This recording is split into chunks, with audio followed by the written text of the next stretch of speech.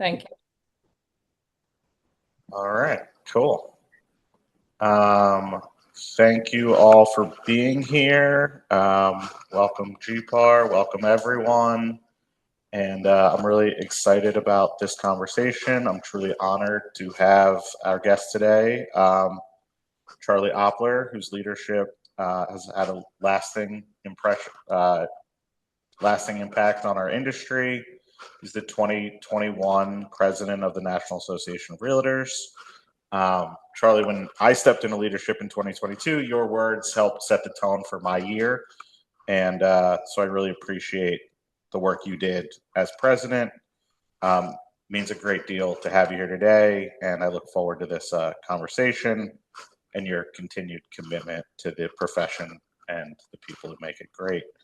Can you tell us a little bit about yourself, your background, and your journey into association leadership? Well, I'm a rookie at this business since 1981, so there's a few things that I've seen that have changed, and it's funny. Every day you expect something different, and today was no different, right? With the merger of Real and Remax Holdings. So we'll see what that looks like when all the details come out. But I started in 1981. I was a year out of college, worked for the March of Dimes, and was fortunate enough to recruit two real estate legends, a guy named Joe Murphy in Bergen County and Dick Schlott, who ran one of the largest companies in the 80s as an independent. And they both said yes to this charity event for the March of Dimes. We raised about $50,000, which in 1981 was a lot of money. And they both said I'd be good at real estate. So I went and got a license.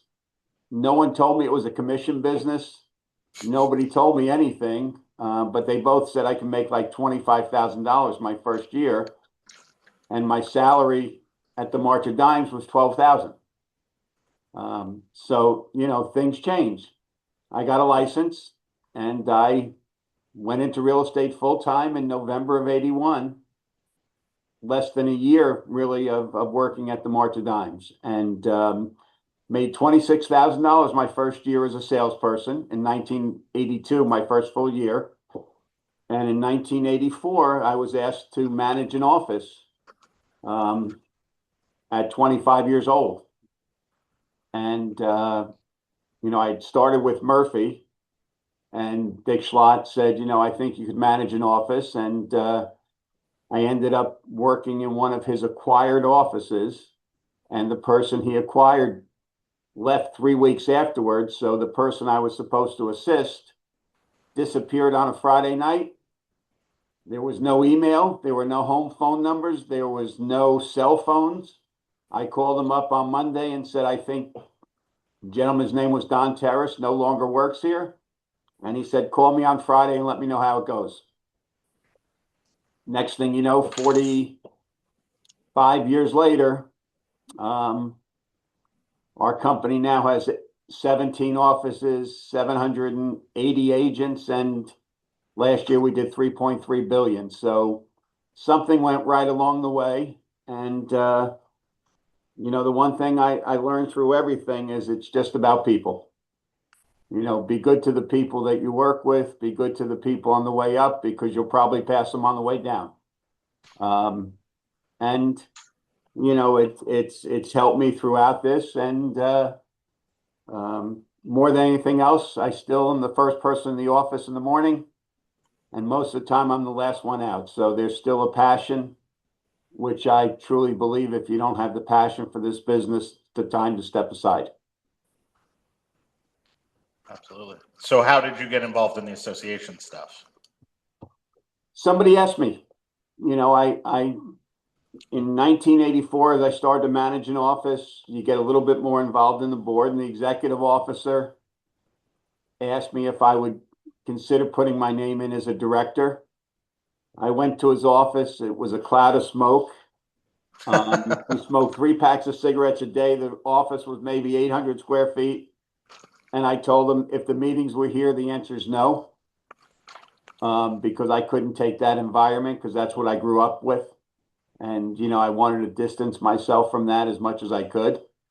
But the meetings were at an independent site. So in 1987, I became a director of the Eastern Bergen County Board of Realtors, became their president in 96 somehow. And then, got my arm twisted down the road and ended up being the state president in 2004 of New Jersey. And, was focused on growing our business and helping raise my kids. And, in 2017, somebody said, would you consider running for the national office? And I said, it's not on my radar.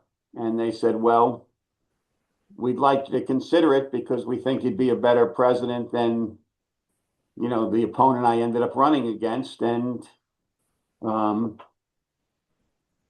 the rest, as they say, is history. I won a close election and COVID hit, and I was the real COVID president. And, Vince, the back end of 20, and me, most of 21. So, got a lot of things done because you can do things in any environment if you're committed to it.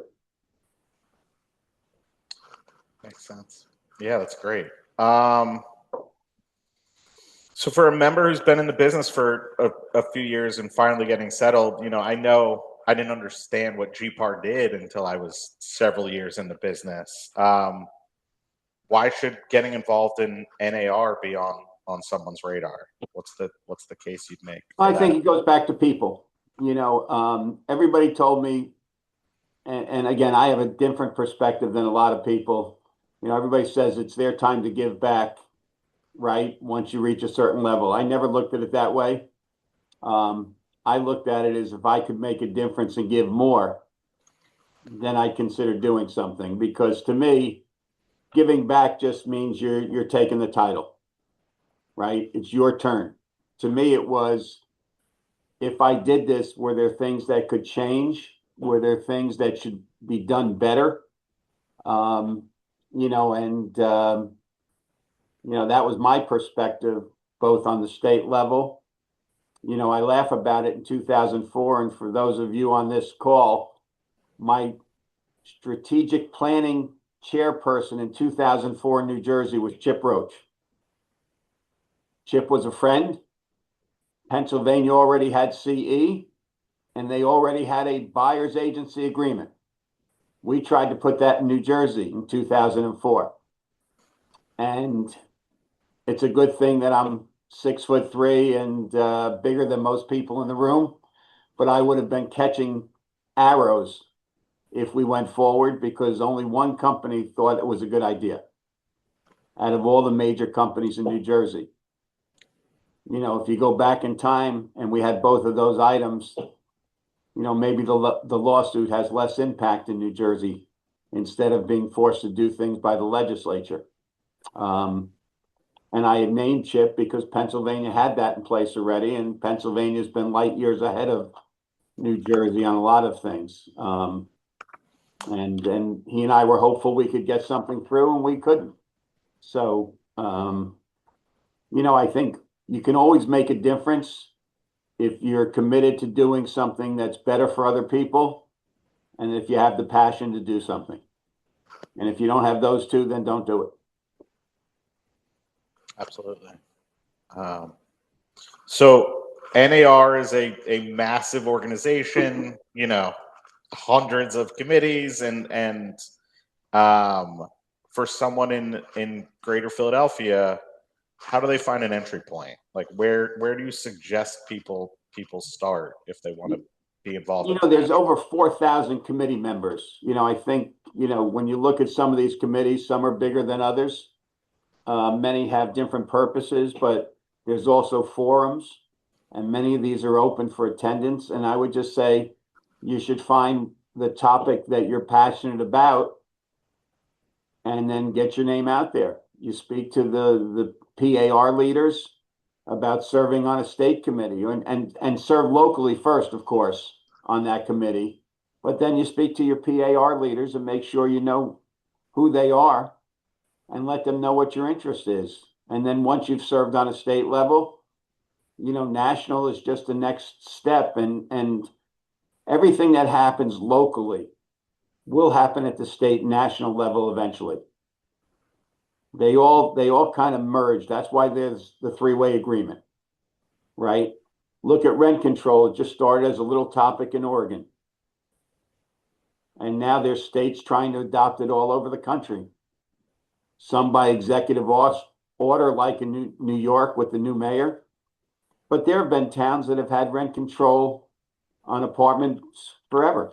Okay, it's just not public because most of the time they coincide with, the improvements that are made, and there's, I don't want to say loopholes, but there's certainly ways for a landlord to increase the rent when you go back to the 60s. I grew up in a rent-controlled apartment. And that was, I was in kindergarten in 63, so you can do the math. But that my parents, when my dad got out of the service, moved to Richfield, New Jersey, small town, about 5 minutes from New York City, rent controlled. Okay, but the landlord was able to increase the rent if they did improvements to the apartments. And it was an agreement made between the town and the landlords that developed many, many properties. Instead now, it's legislatures telling landlords what it is instead of having a discussion. And you still have vacancy decontrol, but now you have affordable housing issues, especially in New Jersey, where any new developer or new development has to commit 20% of the units to affordable or, low income, depending upon which community it's in. So now they're looking at their numbers for market rate of 80% versus 100%, which is a good thing because you need to have that housing available. Yeah, you need that mix. Yeah, we're currently battling some good cause legislation and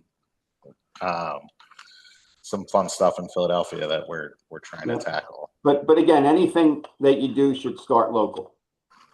Because if you're not going to get involved locally where you have your most knowledge and should have the most passion, then at national, you're just looking for the title. You're not looking for the opportunity. Absolutely.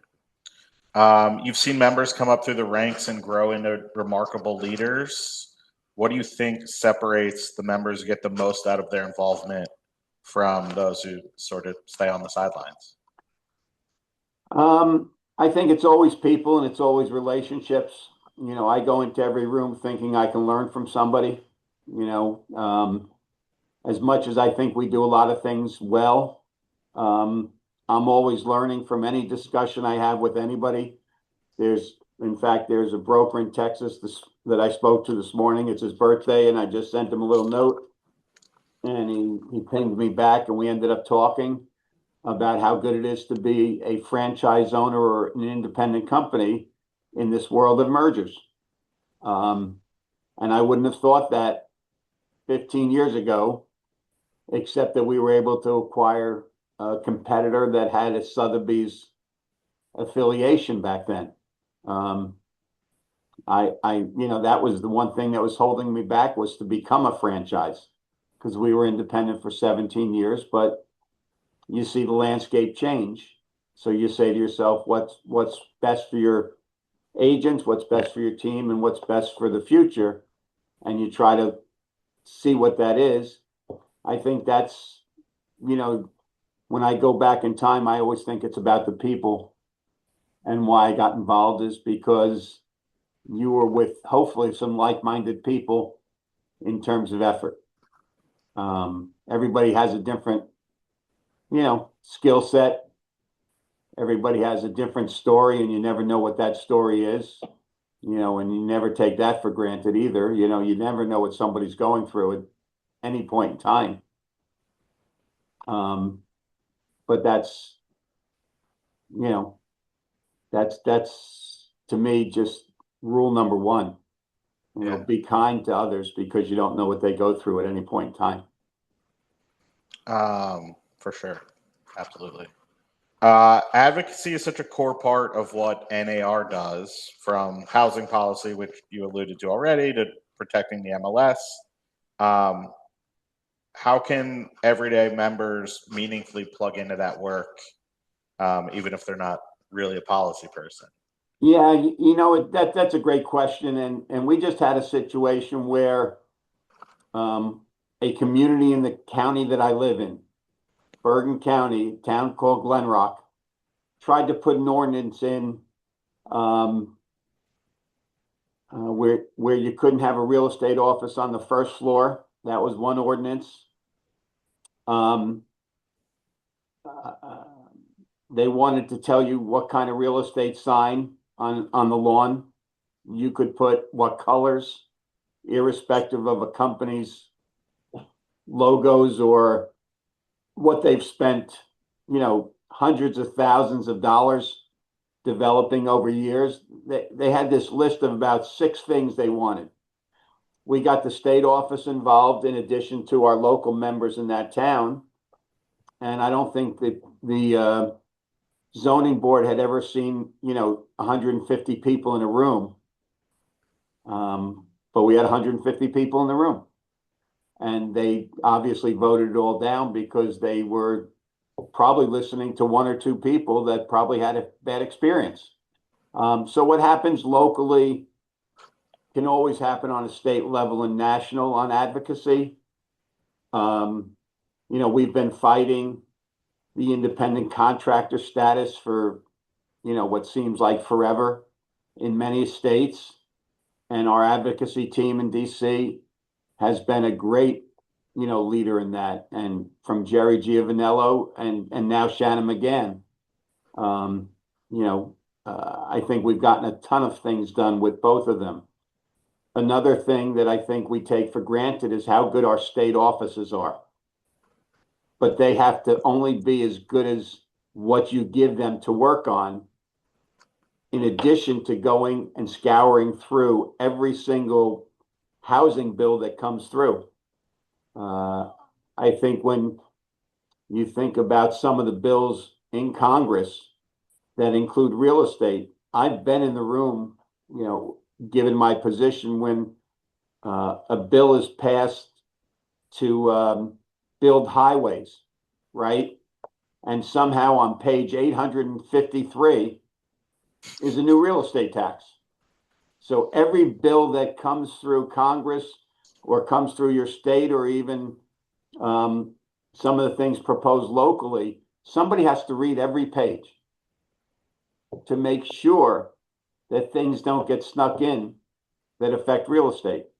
So the advocacy teams that we all have do a job that, is just incredible. But we're also known for that in DC.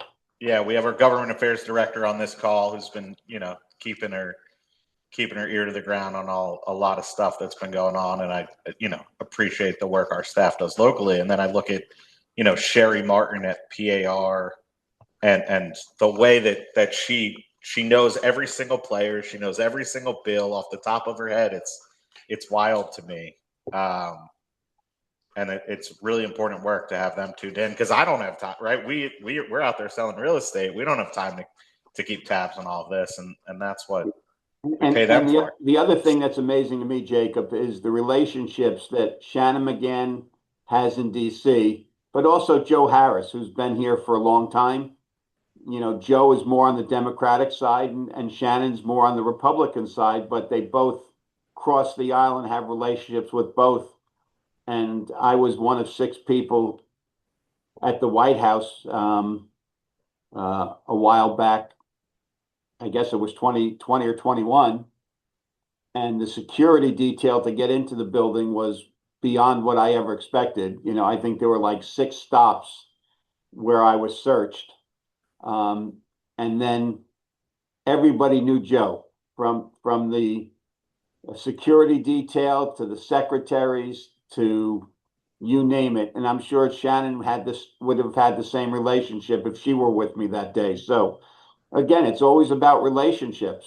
When you're seen in so many different places, it's a positive.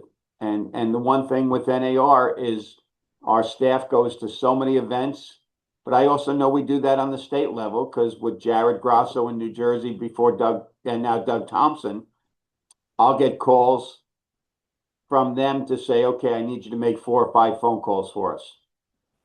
And we've done that. And some we've been successful, some we've struggled with and settled for what's the best we could do. But it's always the member that makes the difference, not the staff.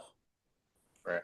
The staff can only monitor, but our calls for action and the Trenton days that we do, and when you do the Harrisburg days, those make a difference. The Hill Day's coming up. Well, they see strength in numbers. Yeah. Dale Stinton, when he was the CEO, used to say, if we really had to go do a march on DC, how many realtors would show up? Would 25,000 show up out of 1.5 million? Maybe. So it's a small number of the total membership, but when the legislators would have seen 25,000 people, they would have reacted. It's the same thing on state level. If you can get 300, 400, 500 people in the halls of Harrisburg, it'll make a difference because they don't know the numbers. They just know that there were 17 people in their office that day when they're used to 1 or 2. Yeah. No, I mean, Hill Day, I'm always impressed with the outcomes that come out at PAR in Harrisburg, sort of after Hill Day. There's always, power in numbers, which is why, we're such a strong association. Yeah, and there's power in follow-up too, and our staffs do a great job, once you get something done, to keep at it, because you never know what the next iteration of something is. Right. They'll take 3 or 4 shots at the same thing. Yeah. Keep trying to sneak it through. Absolutely. So thinking back about your year and time at the national level, what's sort of one piece of advice, one thing that you would wish somebody had told you, or that you had learned earlier? Boy, that's a good question. I think the one thing I learned is that, there's a lot of good people around you. But as a leader, and I chaired some committees and I was liaison and eventually in the senior offices, always build a consensus. I always made it a point not to give my opinion until the end because I didn't want to sway any conversation. As a leader, naturally they look to you to do the speaking. To me, it was always about hear everybody else's points first before I would ever give my opinion or my thoughts, not even opinion, my thoughts, because I never wanted to influence a discussion. So that was really a big thing that, was from my perspective. And then the other thing with Richard Mendenhall, and I'm, remember some of the discussions with him is when you're a leader, dress the part and be the part. Just because other people will show up in jeans at a meeting doesn't mean you can. Be the leader so that when somebody walks in the room, in the office, they know who's in charge. Not that you have to act in charge, but they know who the person is that's leading the group. And the way you carry yourself, the way you dress, the way you act, never take that part for granted. So when you see me in certain rooms or certain meetings, you'll always see me in a suit. Sometimes I'll wear a tie. Most of the times I'll wear a tie. I might be the only one, but I'm okay with it. You have I'm to be sorry, I didn't put a tie on for you this morning, Charlie. And I'm okay with it. But you have to know who you are. Yeah. And be comfortable with it. No, absolutely. And you have to also understand, again, why you're there. And if you don't have the passion to make a difference and you don't have the time, then don't do it. Yet, as anybody will ever tell you, if you want something done, go to a busy person. They know how to delegate. That was one thing I did in 21 that other Other people, I still don't think have done that.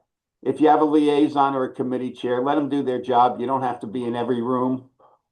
You don't have to be part of every conversation. If it's critical, then they're going to ask you to be there. I've seen too many of the leaders currently go to everything. And that to me is just, that stifles discussion sometimes. Let people Spreading come yourself too to thin. you and Yeah. say, I need your help. If not, then I can read a report. I can have a conversation with somebody. And the only other thing I would tell anybody in this room, read everything. Anything, any topic that was ever sent to me by National, before I ever attended a meeting, I read everything that was sent to me. So I knew the background. And fortunately for me, I don't have to have all the notes in front of me every time once I've read it. I'm not Mike Ross from Suits where I can memorize the Barbie handbook for, 1,800 pages, but I'm pretty good at, once I've read something 2 or 3 times and having a conversation without having notes in front of me. So that, if you saw some of the things at NAR, when I did some of the interviews, I didn't have to have notes in front of me because I learned enough about those people. The only one I had to have notes was Doris Kearns Goodwin because she told you the order you were going to ask her the questions because she had her story memorized. So I knew the questions to ask her, but if I didn't ask them in the order, then her story would get messed up. And she made that very clear to me in the back room. She said, here's the sheet, here's your questions, and here's the order I answer them in. And she was great. Yeah. And she's earned that. I told her, I actually, if I had her number and I looked for it, I have her email. She's a big Red Sox fan and I'm a Yankees fan. So given where the Red Sox are right now, You got a good, you can rub it in. Yeah, that's a good slam dunk right now. I would think so. But it's April, right? Yeah. No, it's a little Games early. aren't won in April. Yeah, Maybe no, I'm trying maybe in August. I'm trying not to think too much about the Phillies right now. It's been they're depressing. no At least good you're not a Mets fan, right? No, I hate the Mets. Yeah, I don't like the Phillies either. So that's fair. Yeah. I know Tyrese Maxey, so I like him. Okay. His college coach is a good friend of mine, and he's a great kid. But I'm not a Philadelphia fan. I'm a New York guy. Yeah. No. Are you Jets or Giants? Well, Is that I don't even know. This is really going to play well here. I'm a Steelers fan. Okay. There you go. Because they were the only team that could beat the Cowboys growing up. The Giants were awful, and Right. all my friends were Cowboys fans. Now, I like both the Jets and Giants, and I like when they stink because we get a lot of customers. So we just sold a lot of turnover in. We just sold one of the coaches a $5 million house. So there you go. It's a good thing. That's funny. And I hope they're still lousy. Yeah. Well, I like Harbaugh. Yeah, good stuff. Charlie, thank you for your time. Thank you for your insight and your service to the industry. It's appreciated. This is a great board. I remember when Matt Braden, right, was the CEO at the time, and I think he asked me to install Stephanie Biello. I was there when you installed Stephanie Biello. Right, and Alan Dom's a good friend of mine. He's a New Jersey guy. He grew up in the next town from me, so we go way back as well. And his best friend in high school used to work for me. So small world. There's things. Plus, I have an office in Haddonfield, so I have to count on people from Philly coming over to Jersey. So it's all good. Yeah. Well, again, thank you, and always a pleasure. Cool. I see a question. I'm happy to answer it. I didn't see. I was gonna. Do we have anything in the chat? Does anybody want to? Annette raised her hand, Jake. Oh, sure, Annette. Thank you so much for coming on this morning, and I appreciated your leadership. And I do watch you. You probably don't even know who I am, but I've seen you at some of our NAREB conventions as well. So thank you so much. But I got a couple of questions for you. One is, why do you think that there are so many attacks on the real estate industry? And the second question is, do you see more people joining the real estate industry? And if so, what specialty do you see or believe that more people will enter into? I think, you know, we're sensitive to the attacks on the real estate industry, but I have a lot of friends that work on Wall Street as well. And there's a lot of attacks in any industry where there's a lot of money involved. So I think when you look at what's perceived to be an average commission, right? Even though we all know it's negotiable, everybody thinks that you sell a house for 500,000 and you made a lot of money. Okay, whether it's the attorney, the title company, or just the public in general. So I think as long as there's big dollars involved in our industry, there's always going to be a tax, whether it's through a class action lawsuit. You know, I've argued and you know, there's a gentleman by the name of Budge Husky who was the president of Coldwell Banker and now runs a Sotheby's franchise in Florida. And he asked me, aren't you glad you weren't there during the lawsuit? And then he sent me a note afterwards. He says, you know, we would have handled it differently. And I think, you know, practitioners act differently than people that aren't in the business day to day. So that would be a change I would look in terms of leadership is you really have to be involved in the business on a day-to-day basis. And our business is still 95% residential. You know, we do have obviously the commercial and the property managers and so on and so forth. So I think that's one reason why there's always going to be a tax on any of the businesses that have money tied to them. Great, thank you. You're welcome. Thanks, Charlie. All right. Well, I think that's all we have for today. So thank you, everybody.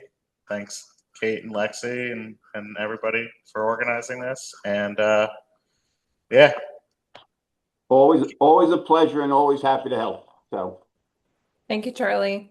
you're welcome, Kate. You know, you guys also had an advantage with Kate. You know, she's friends with my daughter, so Charlie's grandson plays baseball with my son. As an interesting coincidence. okay. Yes. Yeah. And when I was talking with Jackie at a baseball game, she's like, you must know my father. And I'm like, oh, who's your dad? So that was interesting. That's I wild. might actually be up there this weekend to watch him play. Oh, good. So He's a great kid. he's a good kid, and he actually loves baseball, you know. So Yeah. Well, he's very good at it. he's also what, 5'11", Yes. and he's 12, It's Yeah. a big kid. Yeah. Wow.